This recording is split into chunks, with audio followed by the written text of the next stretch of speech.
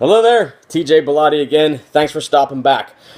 I want to talk about a topic that actually crosses any type of business. It doesn't matter if your business is like a service or quote unquote blue collar or white collar. It doesn't matter. What it deals with is what work should you take in your business. Now, as a complete startup, let's say you're starting tomorrow. You don't even have a client yet. The business you take is just about anything you can get, sort of.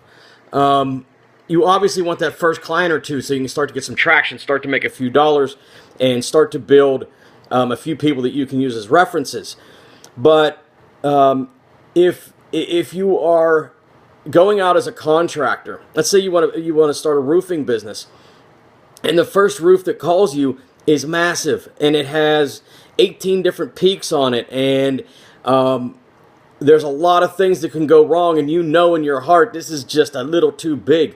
Don't take it, because the worst thing that could happen is you could end up with a horrible experience, and then it'll completely sap your energy to keep going. 2, it could land you in some hot water, and 3, you end up with a bad reference instead of a good reference. Go find an easy roof.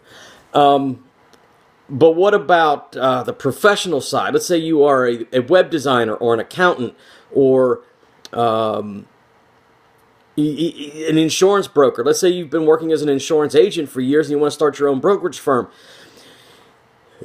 You really should have an idea of the type of business or industry you want to work in and focus on that industry. So do you take the very first person that comes along? Sure, if they fit your profile or if they're close. But there are some clients that should not be clients. And that's true of any business. There's an old adage, and we've all heard it, that the customer's always right. No, they're not. Sometimes the customer's a complete loon. And I don't mean that in the sense that they are truly a loon. I mean that in the sense that they don't understand what it is that you actually do, or they don't understand what it takes to do what you actually do. We have had plenty of clients in our cleaning business that think we should be able to get a certain amount of work done in 4 hours. Well, it's physically impossible. And we're professionals. We know what we're doing. We can do this better than almost anybody. But if the client thinks or has an incorrect interpretation of what it is we can do, then we don't want them as clients. Again, at the beginning, we take anything that comes along, right? We walk up to the first house that we're going to do a bid in, or the first client comes through the door and we start consulting with them about a website design or about social media marketing or whatever it is that our business is going to do. And we get excited because we finally got somebody to respond to our business. And we think, see, people do like us. They are going to come through the door. But if their expectations are completely incorrect, if there is an opportunity for them to really taint how your business starts or how your business runs, because this is true also of after you've been in business for 20 years.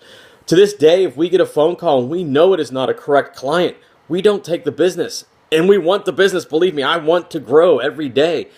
But if a client comes along and they're just not right for us, we're not even going to go talk to them. We'll be obviously very professional about it. But let me give you a quick example. We are primarily just a residential cleaning company. We do everything for a house, inside and outside.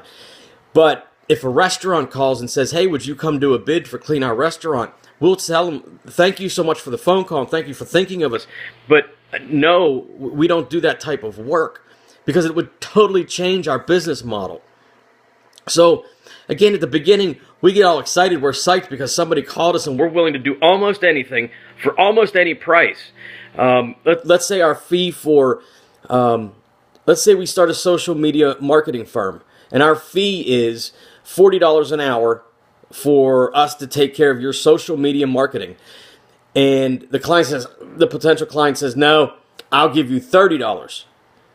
And we say, no, we'll take $37.50. And they say, all right, we'll give you $25. And you say, no, okay, we'll take $30. Well, can you make money at $30 an hour? Now, there might be a time where you say, you know what, I'm not going to make as much as I should, but I really need a good solid reference, or this client could lead to the next client, or I know somebody that's connected with this potential client who I want to be a client. then there are some other areas to consider. But you have to do that analysis whenever you're choosing clients, or once you accept a client and you start down the road with them. What if they are a very small client and you're taking up 30% of your time? Is it worth keeping them as a client? Probably not, unless you don't have any other clients, and then probably so. Now, I know some of that sounds contradictory, but it's really not. You have to really analyze where you are every day and say, where am I in comparison to where I want to be? Where am I in comparison to where I should be? Does this client deserve this much of my time and energy for the amount that they're paying me? Now, sometimes that's as simple as calling the client and say, look, I'm going to have to change your rate a little bit. And we do it. We'll go out and we'll give a bid on a house or a quote on a house. And the employees will go do the job and they'll come back and they'll say, look, for us to do that house in the future, I'm going to need an extra hour. We might have to call that client and say, look, I'm sorry, we missed a little bit on our quote. In order for us to continue working with you, the price is actually going to have to be X instead of Y. And sometimes we lose that client. Sometimes we just eat the loss because we don't want to lose the client because it might be a neighborhood we're just trying to make inroads into. So we'll take that little bit of a hit in order to work our way into the rest of the neighborhood. So keep that in mind whenever you're dealing with clients and potential clients. You have to play more of a chess game. This isn't checkers.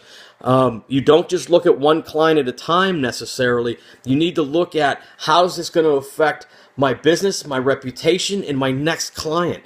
Or there's an old adage that 80% of your time goes into 20% of your clients, and that calculus can be applied to almost anything. It's largely true. And what you want to try to do is flatten that out so that you're giving the correct amount of effort to each of your clients and you're not wasting 80% of your time for someone that's only giving you 20% of your profits. So consider some of those things. If you have any questions about them, because like I said, I know it's a little bit convoluted, it's a little bit contradicting at times. If you have any questions, throw them in the comments. I'll be glad to talk about them in particular. Don't forget to subscribe up here if you'd like. And we'll talk soon. Thanks so much. Have a great day.